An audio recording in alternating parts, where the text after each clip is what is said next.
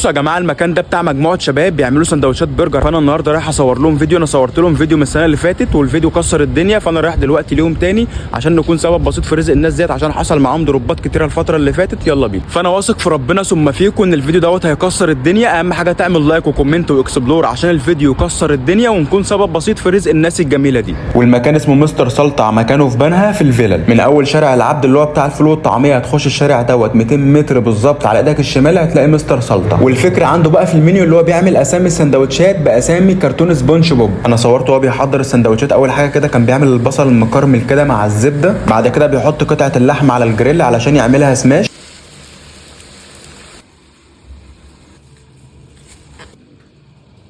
فانا طلبت 4 سندوتشات من المنيو، من ضمنهم سندوتش سبونج بوب، وكمان سندوتش اسمه شفيق، وكمان سندوتش اسمه نفيخه. يعني هم جايبين الاسامي بتاعت سبونج بوب كلها فعندهم في المنيو. سندوتش السماش قالوا لي اللي هو مميز جدا.